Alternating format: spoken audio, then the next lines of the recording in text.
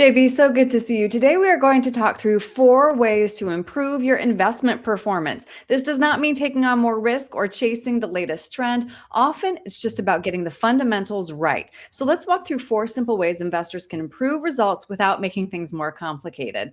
Number 1, automate and then get out of the way. Automate contributions, your investments, how often you rebalance, what else, and how does this help?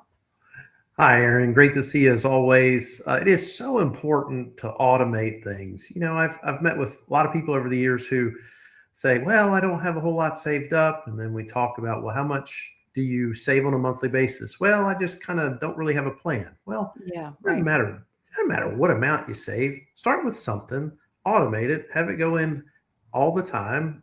Met with someone about a month ago, and they said, "Well, gosh, sure, I'm glad you told me to do that." And next thing you know, they have a what they consider a big retirement account that they would not have had if they Right. wouldn't have saved on a monthly basis. Right. Number 2, consolidate. If you have old retirement accounts floating around, managing your money becomes harder and getting a look at your whole financial picture becomes even more difficult. This is an easy and often overlooked step.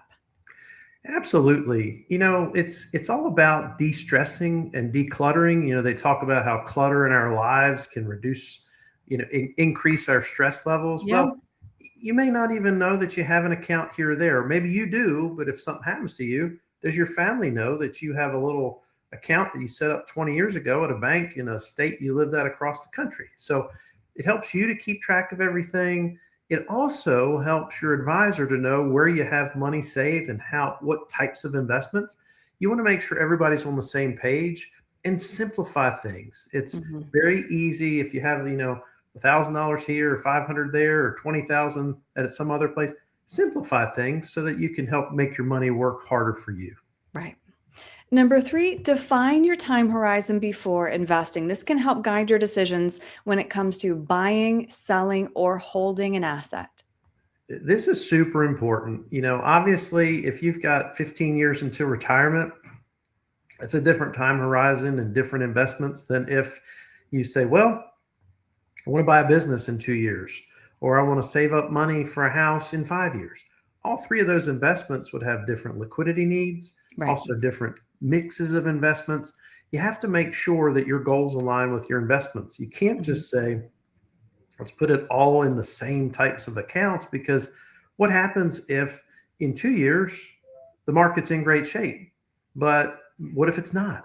What if you have a downturn and you were planning on that money being there? You have to make sure liquidity needs are addressed and your investment time horizon and what types of accounts you have it Mhm. invested in. Mhm. And number 4, our last one, save a little more money every year. I feel like this one is often easier said than done for some people. Oh, it so is. I mean, a lot of times if you don't have a plan for that last dollar that just came into your paycheck, it's easy just to spend it. Right. Well, spending's fine, but if you have a plan, every time you get some extra money, you can save it. The easiest thing is if you have a pay raise, if you just maintain your standard of living based on your current expenses, when you get that extra pay raise, doesn't matter if it's an extra $10 a paycheck or $100 or $200 a paycheck, put that into savings, whether it's retirement savings, short term savings, vacation savings. But the moral of the story is if you have a plan and you continue to increase your savings, you reach your goals faster. And what's wrong with Mhm. that? Mhm.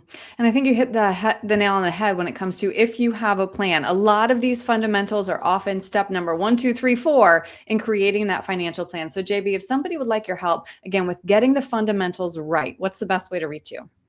Aaron, the best way to reach us is to give us a call at 803-939-4848, or they can visit us online at beckettfinancialgroup.com, and we'd be happy to talk through any goals. Great. JB, thank you. Thank you so much, Aaron.